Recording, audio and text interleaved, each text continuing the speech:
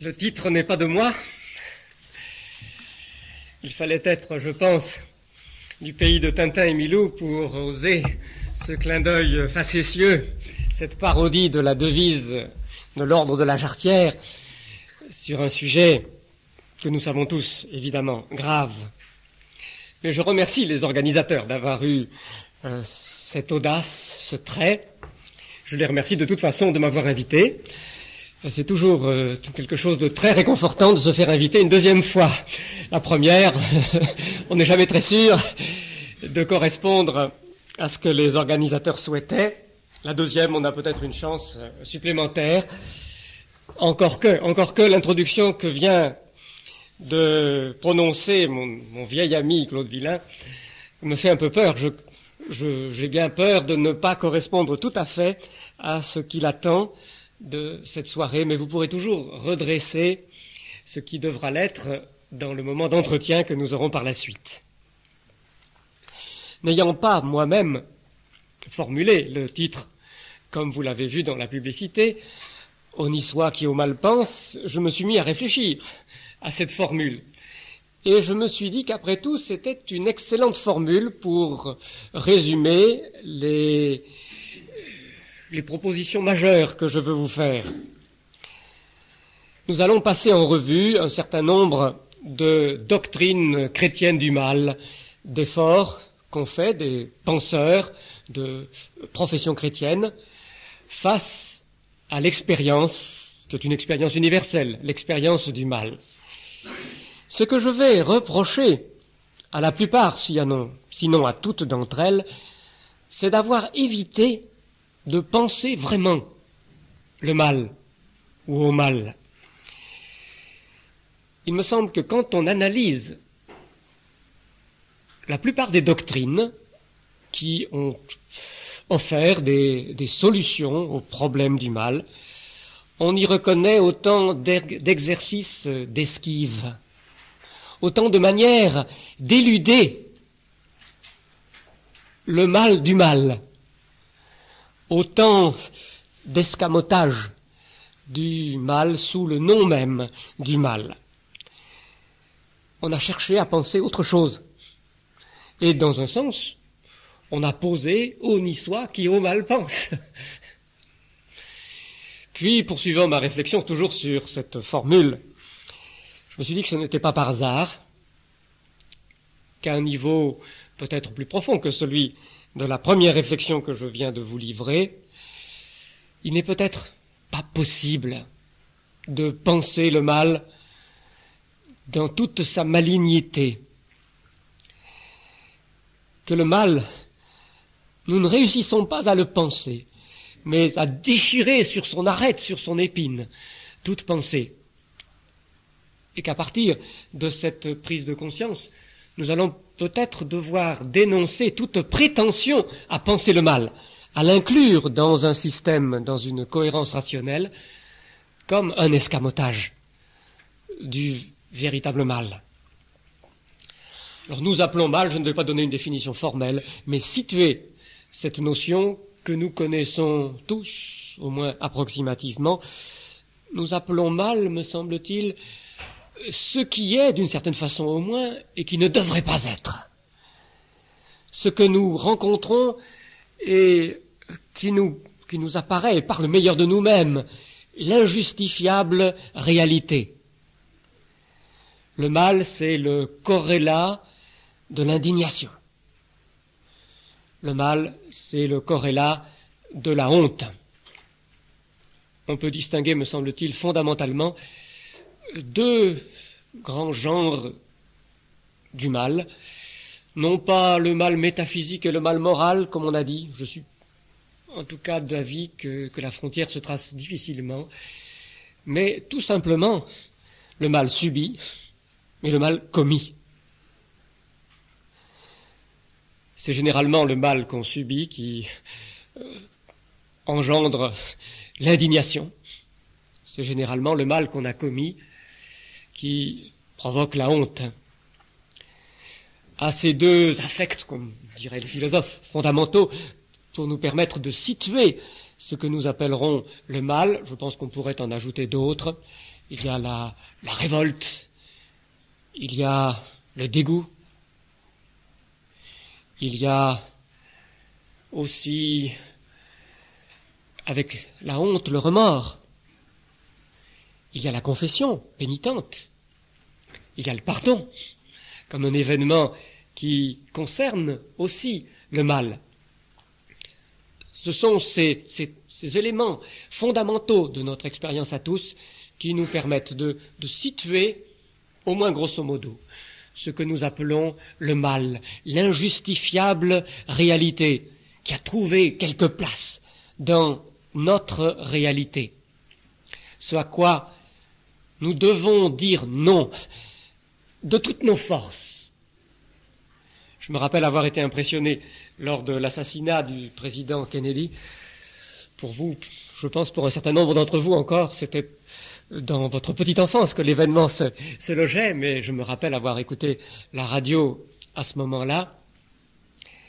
Et un des commentateurs les plus fins de l'époque, relevait le mot de Madame Kennedy, Jackie Kennedy, à ce moment-là, alors que le tireur a atteint son mari dans la voiture présidentielle. C'était le mot de tous les vivants face à la mort, face au mal. Non, non, non! Voilà comment nous pouvons, en quelque sorte, repérer le mal. C'est de la pensée chrétienne et du mal que je veux parler plus spécialement ce soir. Pour ce qui concerne les autres pensées, je ne les évoquerai que par la bande. Il faut toujours restreindre son propos à vouloir couvrir un champ trop large, et le mien est déjà immensément large, on se perd.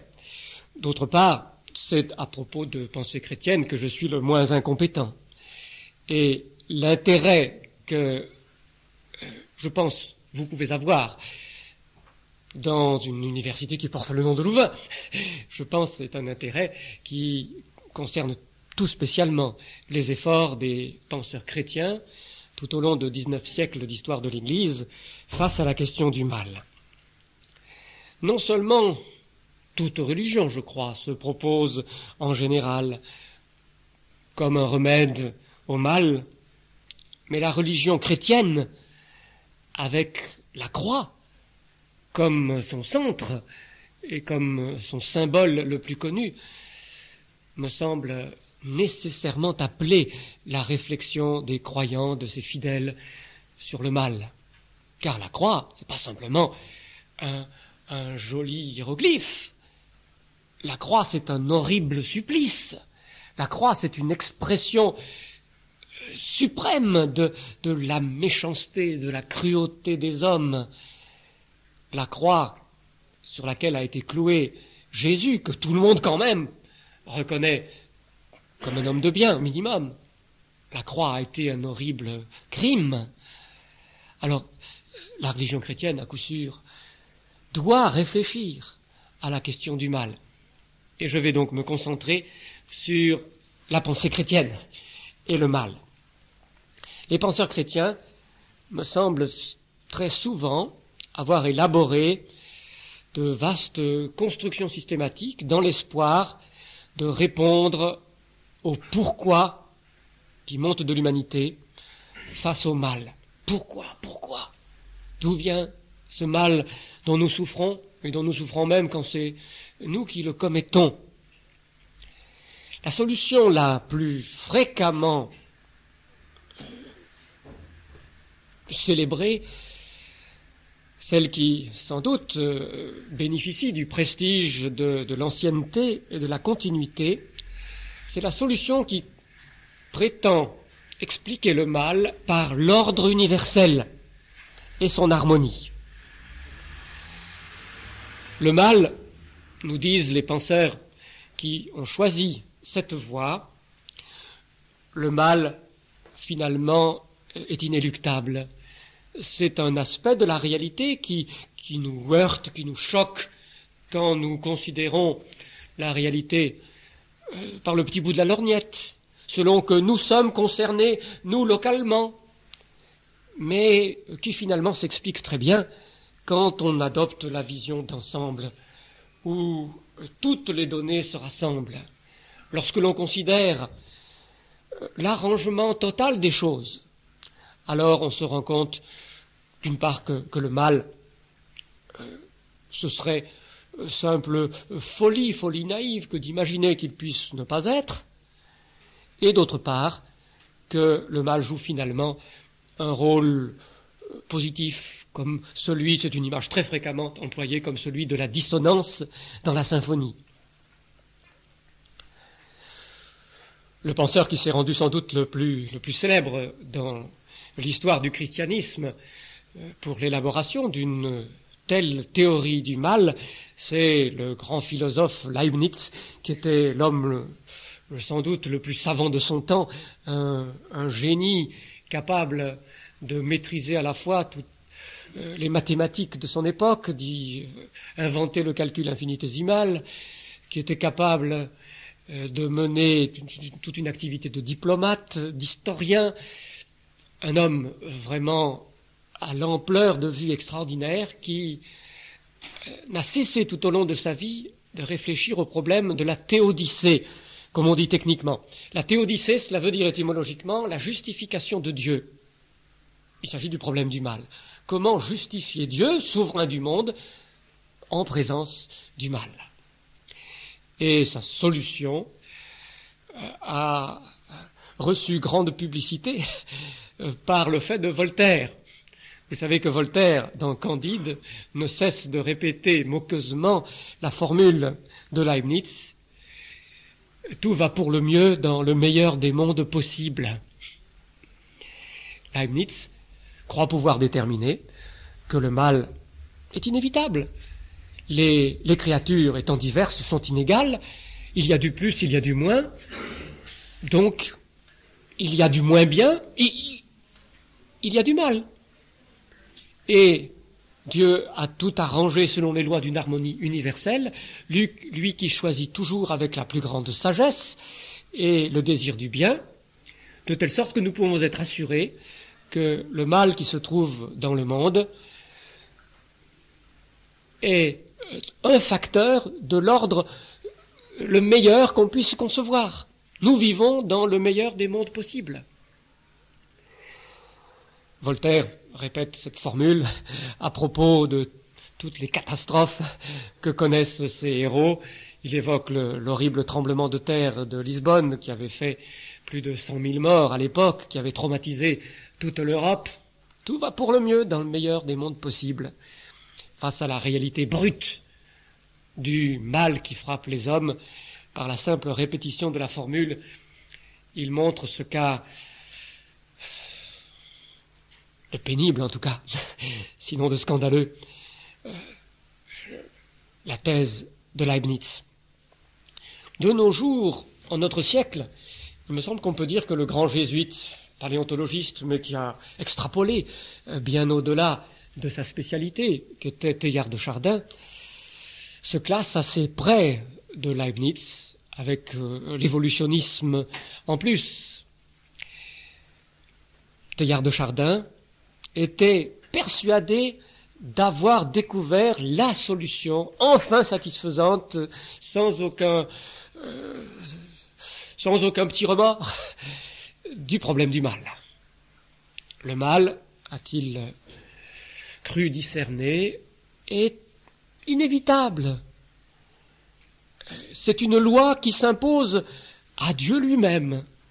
Il a eu l'audace, théologien dans le champ du christianisme, carrément de dire tout n'était pas faux dans la vieille idée païenne d'un destin qui régnait jusque sur les dieux. C'est une phrase de lui. Le mal est inéluctable, car Dieu trouve en face de lui le néant qui n'est pas rien, le néant qui est le pur multiple qu'il doit organiser, qu'il doit unifier. Or, l'œuvre d'unification requiert de la peine.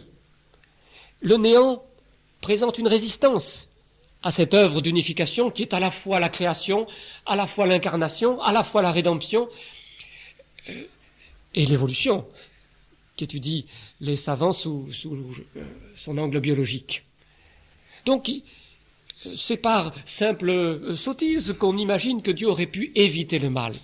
Le mal est un sous-produit nécessaire de la grande opération divino-cosmique qu'est l'évolution et la création. Mais non seulement nous avons là la solution au problème théorique du mal, mais nous découvrons que ce déchet se mue en facteur de surévolution. Le fait que la grande machine d'unification progressive du multiple produise le mal comme son déchet est une sorte de stimulant pour la machine elle-même. Elle empêche l'évolution de s'arrêter au stade qu'elle a atteint. Les douleurs, les peines, les fautes même sont autant d'aiguillons pour pousser le cosmos et pour accélérer la cosmogénèse, de telle sorte que le mal se découvre dans un rôle positif. Voilà ce que Teilhard de Chardin croyait avoir découvert et qu'il a dit à diverses reprises. Leibniz ou Teilhard de Chardin, cependant, sont des penseurs qu'on pourrait considérer comme relativement marginaux dans l'histoire de la pensée chrétienne. Je considère qu'il faut classer une pensée beaucoup plus modérée, beaucoup plus sobre et aussi sûrement travaillée par des milliers de penseurs de premier rang. Je pense qu'il faut la classer dans la même catégorie malgré tout.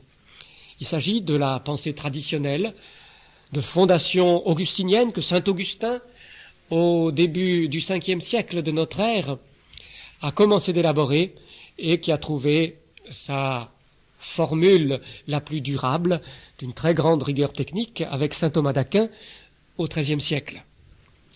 Le thomisme, avec des représentants majeurs en notre siècle encore, et sur le mal ont particulièrement écrit Jacques Maritain et Charles Journet, qui est devenu plus tard cardinal. Donc le thomisme propose une explication du mal où il apparaît aussi inévitable et finalement comme un élément qui contribue positivement à la marche de l'histoire et à l'accomplissement des desseins d'un Dieu bon. Comment s'explique le mal pour le thomisme? Il y a des fondations, comme je l'ai dit, déjà avant saint Thomas d'Aquin, dès le temps de la patristique des pères de l'Église, par la morsure du néant. C'est l'expression même qu'emploient les thomistes, et en particulier Jacques Maritain. La créature, comme telle, est marquée par la morsure du néant. Elle a été tirée du néant et elle en garde l'empreinte. Et cette empreinte du néant la rend faillible.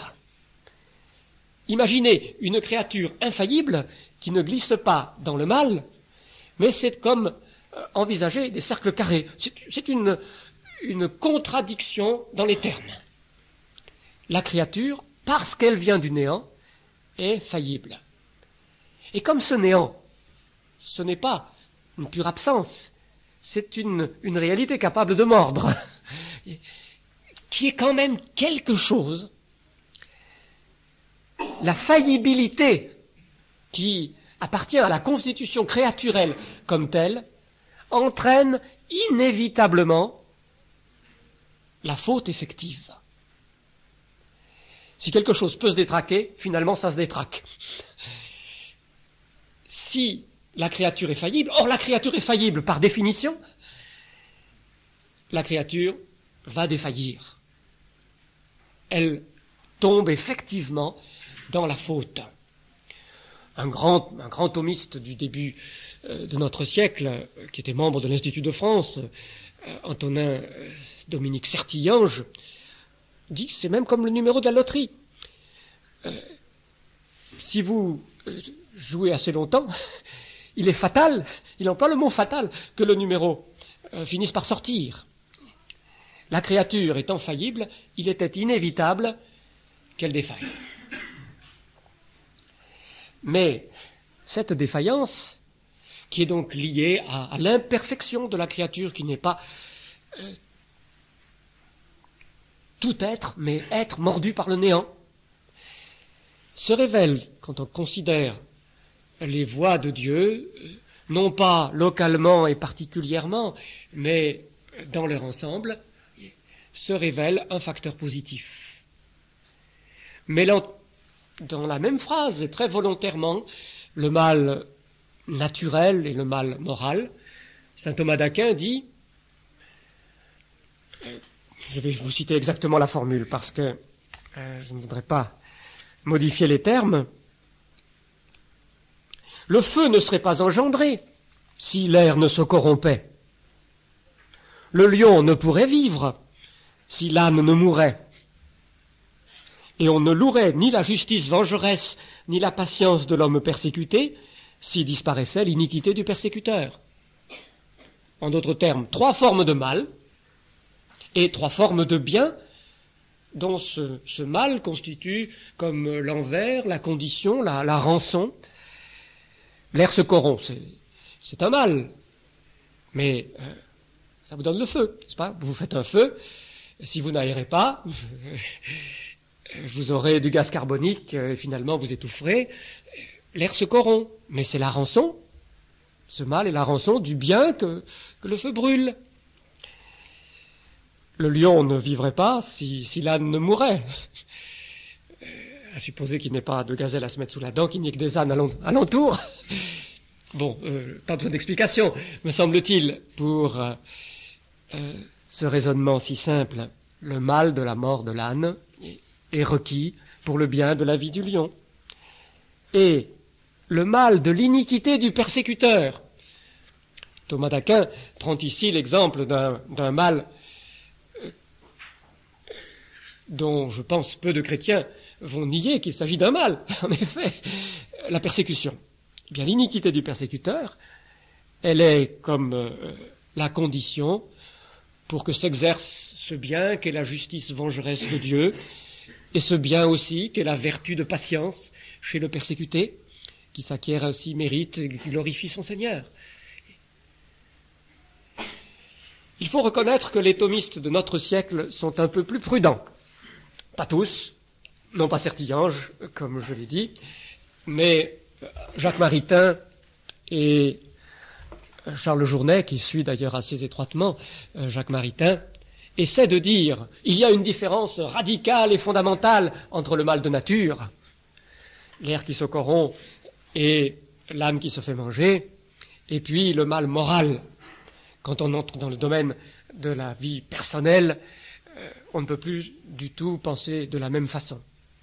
Seulement, je suis obligé de constater qu'ils retombent en fait dans une pensée de la même sorte.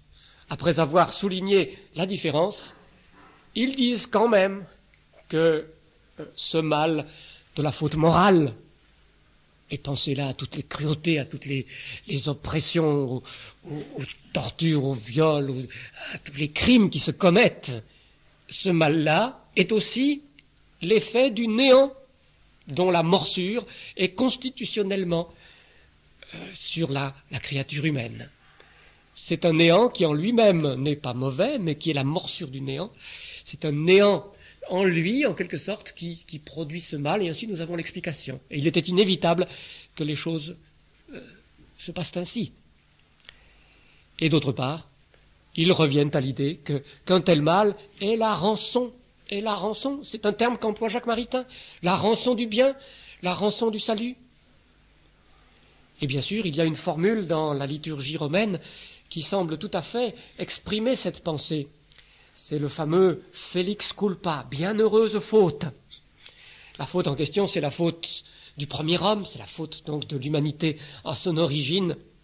Et à un moment, le cri jaillit en quelque sorte dans le cantique « Bienheureuse faute qui nous a valu un tel Rédempteur ».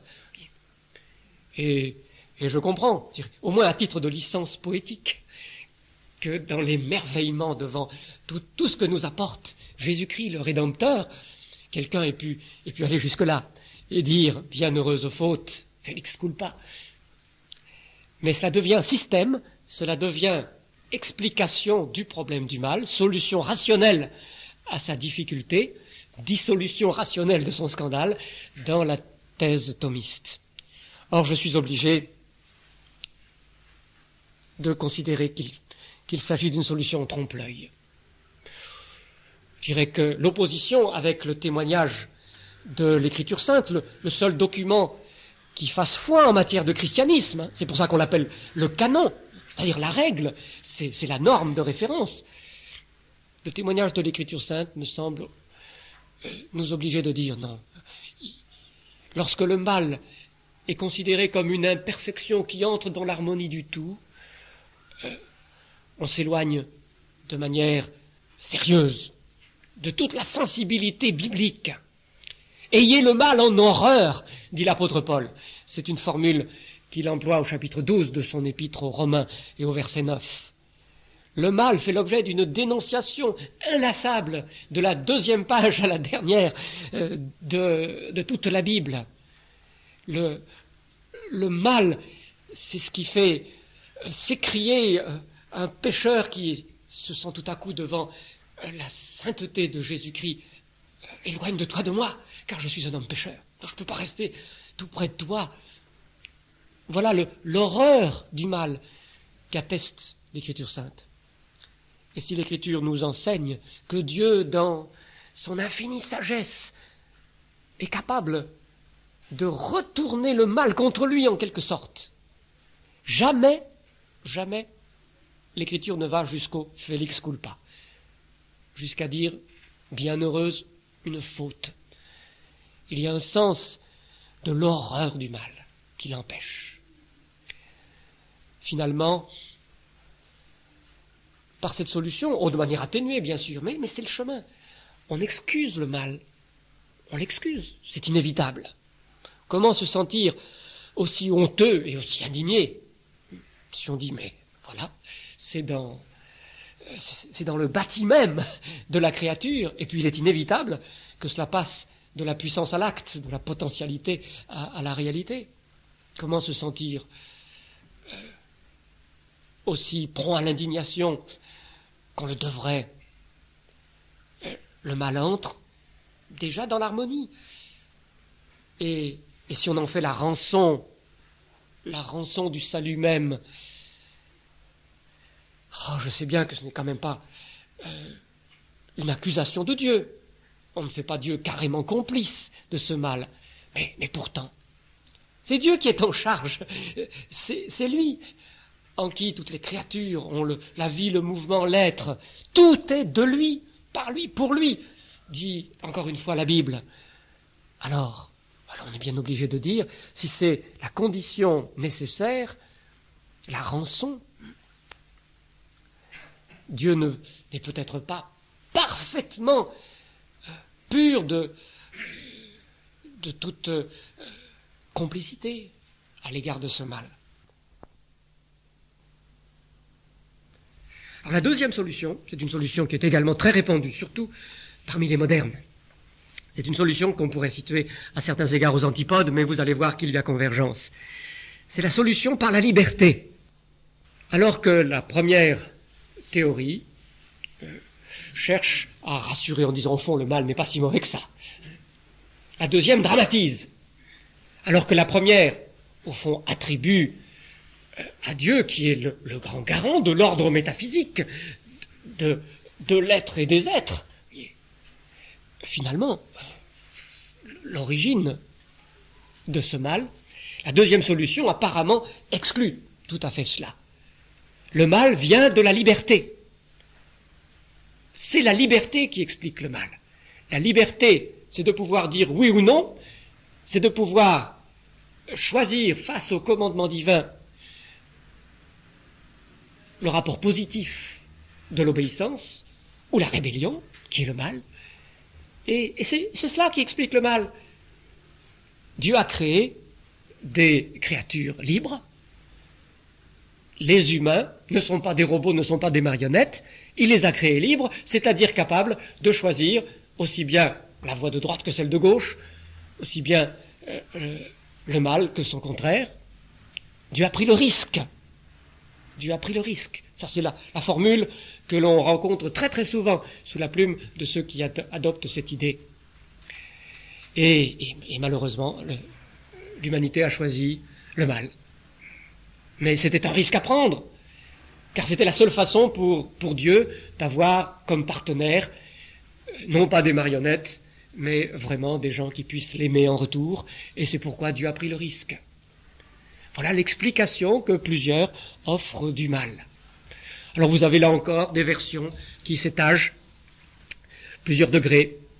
Je pense qu'à l'extrême, on pourrait citer le penseur issu de l'orthodoxie russe, Nicolas Berdyaev, qui lui va carrément jusqu'à dire que cette liberté est incréée, qu'elle provient du néant, un néant pour lui aussi réel, mais un néant qui n'est pas contrôlable par Dieu.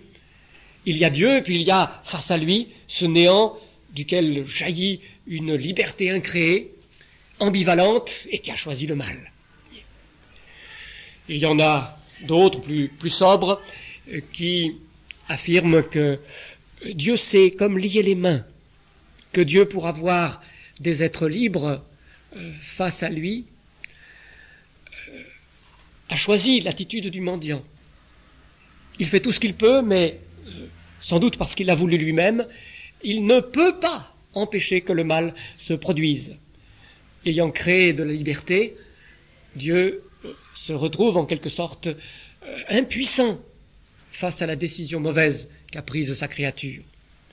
Et puis vous avez des versions plus atténuées encore de cette auto-limitation divine, mais qui gardent l'idée clé que le mal provient de cette liberté indéterminée que Dieu a suscitée et dont il a pris en quelque sorte le risque. Je pense qu'on doit reconnaître un discernement authentique, comme d'ailleurs aussi dans la première thèse. Je pense qu'il y a des éléments de discernement authentique importants pour nous. Nous pourrons y revenir dans nos entretiens. Je pense qu'on est en mesure d'affirmer, lorsque l'on prend l'ensemble du témoignage de la Bible, qu'en effet, le mal est le fait de la liberté, qu'il est issu du choix d'une créature libre que Dieu avait placée devant lui dans un rapport de vis-à-vis. S'il n'y avait pas eu de créature libre, oui, je pense que dans les perspectives bibliques, il n'aurait pas été envisageable qu'il y ait jamais du mal. Et le mal du malheur, le mal des catastrophes qui s'abattent, même naturelles, comme nous disons sur l'humanité, je crois que dans la perspective biblique, il est entièrement déclenché par ce mal du choix mauvais de la créature humaine face à son Créateur.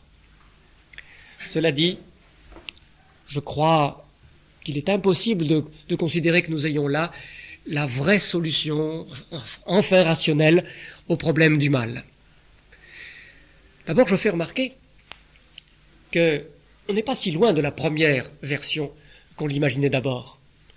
Parce qu'enfin, cette espèce de nécessité pour la liberté, de contenir le mal à titre de possible réel en elle, avant même d'avoir choisi le mal, qu'elle soit en quelque sorte une liberté d'ambivalence, qu'elle soit face au bien et au mal, avec les deux possibilités en elle. Mais cela implique que le Dieu créateur de la liberté a lui-même suscité la possibilité réelle du mal, qui n'est pas rien, qui n'est pas une pure abstraction, qui est déjà un pouvoir spécifié dans la liberté. Il me semble que c'est s'écarter déjà de l'affirmation biblique si nette. Le Seigneur, regardant son œuvre entière, vit non seulement que tout séparément était bon, mais que tout était très bon. Le mal surgit après.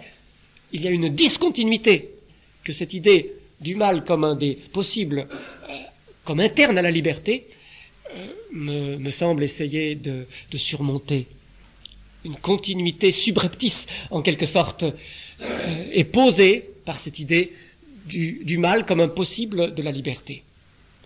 Je plaiderais que dans les perspectives de la Bible, la liberté de l'homme dans sa création première n'est pas la liberté de choisir le bien ou le mal, c'est la liberté de choisir le bien, de demeurer dans le bien. Et il n'a aucune raison, rien qui le pousse, qui le sollicite du côté du mal, dans la bonne création de Dieu. Il n'a aucune raison de ne pas s'en tenir à ce rapport d'harmonie, de dépendance joyeuse qu'il réaffirme à chaque instant à l'égard de son Créateur. La liberté, dans la perspective biblique en général, n'est pas une ambivalence, n'est pas un pouvoir d'indétermination entre la gauche et la droite. La vraie liberté, c'est Jésus-Christ lui-même qui nous en donne le modèle parfait. Jésus-Christ ne pouvait pas pécher, il ne pouvait pas choisir le mal, il aimait trop le Père Céleste. Il était trop dans une parfaite communion avec lui. Imaginez qu'il ait pu pécher de manière réelle, comme un possible se développant de lui, mais c'est déjà commencé de salir ce qu'il est, et qui s'impose à celui qui lit avec un cœur ouvert le texte des évangiles. Non, Jésus-Christ dit, ma nourriture est de faire la volonté de mon Père. C'est vraiment mon pain de chaque jour, et mon délice, mon pain et mon chocolat, si j'ose cette façon de parler. C'était sa joie. Et il était libre dans ce oui permanent au Père, qui n'incluait aucun germe de non. Et à l'inverse, chez ceux qui ont choisi le non, la liberté n'est plus que caricature d'elle-même, c'est Jésus lui-même qui le dit. Vous prétendez être libre. Ses interlocuteurs, ses concitoyens juifs se dressaient devant lui en disant « Nous n'avons été esclaves de personne !» Quiconque se livre au péché, dit Jésus, dans l'évangile de Jean, au chapitre 8, est esclave du péché. Vous prétendez être libre, mais en fait, votre liberté n'est que servitude. Et l'apôtre Paul met cela dramatiquement en scène au chapitre 7 de son épître aux Romains, en évoquant l'expérience que beaucoup connaissent quand même. Je ne comprends pas. Je voudrais faire le bien, et je ne réussis à faire que le mal. Alors même que j'aurais un certain désir de faire le bien, il y a comme une servitude qui fait que je commets en réalité le mal. Cette liberté entre deux n'existe pas. Où il y a la réalité du oui, dans l'harmonie bienheureuse de l'amour du Père Céleste, ou bien c'est la servitude des passions, du mensonge. Alors tout cela me semble comme escamoté, comme gommé par la solution que j'évoque maintenant. Et puis alors il y a quelque chose d'énorme. Cette idée de l'autolimitation de Dieu qui se lie les mains. Mais où la trouvez-vous dans l'Écriture, dans la Bible? Je vous défie de trouver un seul passage qui suggère que Dieu ait cessé d'exercer la souveraineté qui est la sienne, qui est évoquée par le nom même qu'il porte de préférence dans toute la Bible, le Seigneur. Il opère toutes choses selon le conseil de sa volonté, dit encore l'apôtre Paul dans l'Épître aux Éphésiens au chapitre 1er. Nulle part nous n'avons cette suggestion.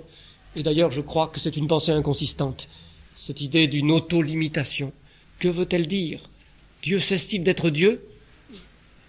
En fait, pour proposer une telle pensée, il faut avoir déjà admis une idée assez idolâtrique de la liberté humaine, qui se dresserait par elle-même, qui n'aurait pas besoin pour être du soutien divin même, et il faut avoir oublié quelle est la majesté de ce Dieu en qui nous avons la vie, le mouvement et l'être, roi des rois, seigneur des seigneurs.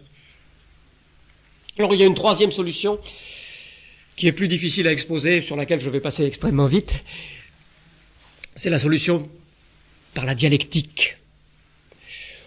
À certains égards, c'est une sorte de reforge de la première solution. Mais le mal est reconnu, semble-t-il, de façon beaucoup plus sensible, beaucoup plus marquée. La réalité du mal dans l'histoire, le tragique qu'il implique dans les solutions dialectiques, tout cela semble bien en place. Seulement ce mal est considéré comme un facteur de bien. La solution par la dialectique implique que le négatif dans l'histoire est fécond, qu'il est en fait le moyen de la réconciliation, que tout autrement serait fade, sans goût, que c'est le mal dans l'histoire qui la nettoie, la purge et la fait avancer jusqu'à la réconciliation. Alors vous reconnaissez, ceux qui ont quelques idées de philosophie, vous reconnaissez bien sûr une évocation de la pensée de Hegel, mais qui a beaucoup de rejetons, comme on le sait aujourd'hui. Cette pensée pourrait sembler s'accrocher très bien au témoignage biblique, puisque c'est justement un mal énorme que j'ai évoqué tout à l'heure, le mal du crime commis contre l'innocent Jésus à la croix, qui est ensuite l'objet de la prédication dans toute la deuxième partie de la Bible et annoncé déjà dans la première. Cet événement tragique est le moyen de la réconciliation universelle, le moyen du salut offert à tous ceux qui croient. Alors, on pourrait penser que la réconciliation dialectique correspond exactement à ce que le témoignage biblique nous apporte. Mais comme l'a très bien dit un théologien de notre siècle, Karl Barth, ce qui peut sembler la plus grande tentative du point de vue chrétien, puisque le symbole de la croix est repris, est aussi la plus grande tentation. Parce que le sens du christianisme y est radicalement perverti. Jamais dans le témoignage biblique, c'est le mal lui-même qui fait avancer. Non, c'est le Seigneur dans sa bonté, qui triomphe du mal, qui est capable de le retourner contre lui. Mais ce n'est pas le mal qui est un facteur de progrès. Le mal continue d'être l'horreur à combattre. Alors si ces solutions ne peuvent pas convenir, en ai-je une autre à tirer de ma manche comme un prestidigitateur? Je suis persuadé que l'Écriture, la Bible, nous apprend avec autant de force, autant de certitude, que le mal est une réalité exécrable, abominable, réelle, que le Dieu dont la Bible parle est un Dieu bon, sans aucun mélange de mal, dont l'œuvre qui sort de ses mains est entièrement bonne, et qu'il est souverain, qu'il détermine toute chose et le cours de toute chose, y compris les actes mauvais des créatures révoltées contre lui. Mais je pense que nous avons là un assemblage qui demeure pour la raison humaine une épine, une écharde. J'ai employé l'image de l'épine tout au début. Je me préparais à maintenant y revenir. Vous savez que l'apôtre Paul parle de ce qui était sans doute pour lui une maladie, en parlant de son écharde dans la chair, dont le Seigneur n'a pas voulu le délivrer. Je dirais que le problème du mal, il n'a pas de solution rationnelle, selon l'Écriture.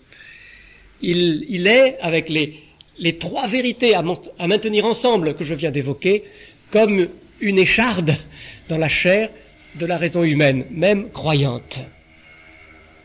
Ce n'est pas seulement mon incapacité à trouver une solution qui me conduit à le dire. C'est, me semble-t-il, le témoignage positif de certains passages bibliques à cet égard. Tout le livre de Job, déjà, va dans ce sens. Job, l'innocent, souffre, je ne sais pas pourquoi. Nous le savons par le prologue, nous savons que s'il souffre, c'est parce que l'adversaire, le diable, a mis le Seigneur au défi en insinuant que Job servait par intérêt le Seigneur. Et le Seigneur a permis qu'il soit alors assiégé de souffrance pour que la qualité de sa foi et de son amour puisse se révéler. Mais Job ne le sait pas, et Job ne le sait pas même au bout du livre. Lorsqu'il se tourne et retourne sur son lit de tourment, et qu'il crie à Dieu, un Dieu qui est trop juste pour voir le mal,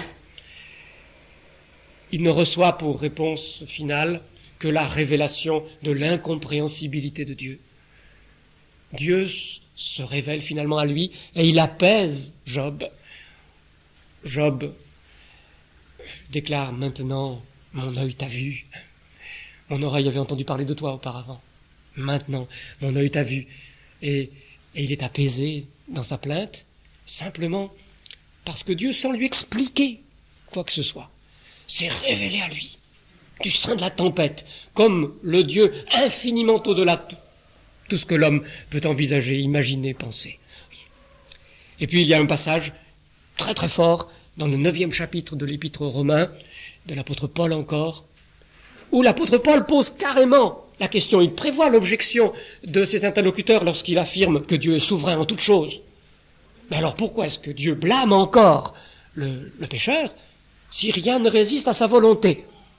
Voilà l'objection. Comment Dieu peut-il considérer les hommes comme coupables et les juger si vraiment Dieu est souverain en toutes choses? Comment l'apôtre répond-il?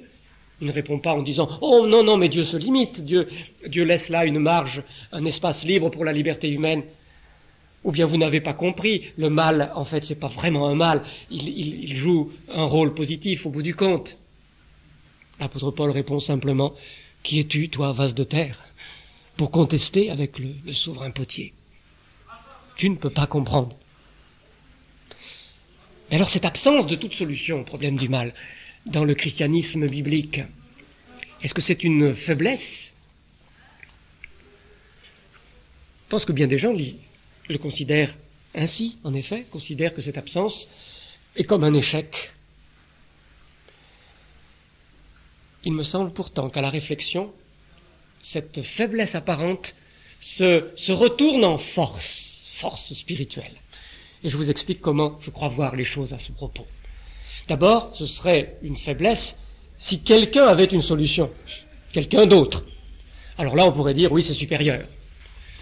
Mais toutes les solutions offertes, alors j'ai considéré celles du champ de l'histoire du christianisme, mais il y avait des penseurs d'une assez grande stature pour que vous fassiez confiance qu'il y avait là vraiment des hommes capables de voir une bonne solution s'il y en avait une. Toutes les solutions prétendument rationnelles sont des escamotages. Le mal du mal est subrepticement éliminé, en théorie bien sûr, parce qu'en pratique, les hommes continuent de souffrir et de se charger de culpabilité. Alors une fois qu'on s'est rendu compte que partout ailleurs, les hommes, et même dans le champ du christianisme, ont cherché à intégrer le mal dans un système et n'y sont parvenus qu'au prix de coups de pouce d'entourloupette en vidant le mal de son venin, alors le fait que la Bible, elle, seule, ne le fasse pas, mais ça se retourne en témoignage, je dirais extraordinaire, de sa pureté, de son origine unique. C'est une chasteté spirituelle qui est extraordinaire, qui est miraculeuse. Et puis ayant dit cela, alors je remarque encore deux choses. La première, c'est que si on ne peut pas comprendre le pourquoi du mal, pourquoi le Dieu souverainement bon le permet, on peut peut-être comprendre pourquoi on ne peut pas comprendre. Précisément, si vous compreniez le mal, mais vous l'intégreriez dans l'harmonie, donc vous le justifieriez, donc déjà vous l'excuseriez, et vous désarmeriez l'indignation contre le mal. Le mal n'est pas à comprendre, mais à combattre. Et nous combattrons le mal quand nous verrons que c'est précisément le désordre qui ne rentre pas dans l'ordre, ce qui est injustifiable dans la réalité.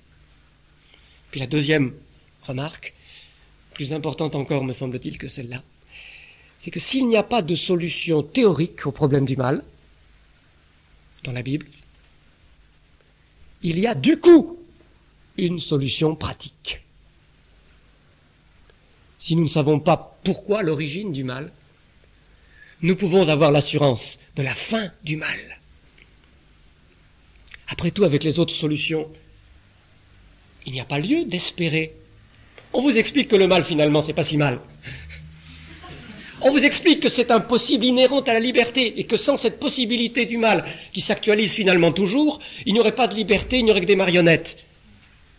Mais alors, vous ne pouvez pas souhaiter la fin du mal, vous ne pouvez pas souhaiter une élimination radicale et totale du mal. Ça ne peut pas être espéré. On vous dit que Dieu s'est lié les mains. Alors il s'est lié les mains. Comment triompherait-il du mal? C'est uniquement si vous retenez les trois vérités que l'Écriture affirme, si difficile qu'il soit pour notre raison de les tenir ensemble, c'est uniquement si vous les tenez toutes les trois que Dieu est bon, que Dieu est souverain, et que le mal n'est pourtant pas une illusion, donc que Dieu va triompher du mal, que vous pouvez avoir une véritable assurance. Et non seulement il y a cette assurance pour la fin, pour ce jour de Jésus, quand il viendra manifester tout le fruit de son œuvre, qu'appelait le chant de nos frères tout à l'heure, ce vers quoi il se tendait. Non seulement il y a cette promesse faite à notre espérance, mais la victoire a déjà été remportée. La croix de Jésus-Christ, c'est le lieu central où précisément nous voyons ces trois vérités proclamées au plus haut degré. La réalité du mal, tout ce qu'il a d'odieux, d'absolument inexcusable, mais est là, bien sûr. Jésus, souffrant ce qu'il souffre. En même temps, la bonté de Dieu, qu'il n'est nullement complice de ce mal. Mais n'est-ce pas évident? C'est lui en la personne de son Fils, qui est un avec lui. C'est lui qui subit l'assaut de ce mal. Et pourtant, c'est son plan qui s'accomplit. Sa souveraineté n'est pas mise en échec. Au contraire, c'est ce que sa main et son dessein avaient arrêté d'avance, comme dit la prière des apôtres au chapitre 4 du livre des Actes. C'est la victoire même du Dieu souverain sur le mal qui s'opère. Et c'est ce que la résurrection de Jésus-Christ a démontré, que la victoire avait été obtenue, que Dieu a réussi avec une sagesse infinie à retourner le mal contre lui-même, non pas à faire sortir le bien du mal, mais retourner le mal contre lui-même à la croix de Jésus-Christ, de telle sorte que nous avons maintenant une pleine assurance de l'élimination finale du mal, et déjà l'avant-goût, déjà l'acompte de la victoire sur le mal, de la libération, dont on chantait aussi nos frères tout à l'heure. Voyez comment se situe le message de la Bible, du christianisme biblique face à ce mal. Et on atteint donc finalement l'expérience. Pas de solution théorique, bien sûr, mais une solution pratique. Pour demain, quand Jésus-Christ manifestera son règne, mais déjà pour aujourd'hui, pour ceux qui laissent la puissance de ce règne toucher leur vie en s'ouvrant à lui. Voilà, je vous remercie d'avoir patienté. Je vais peut-être parler quelques minutes de plus que je ne voulais, mais nous pourrons continuer de toute façon à considérer les éléments de ce grand sujet dans l'entretien de tout à l'heure.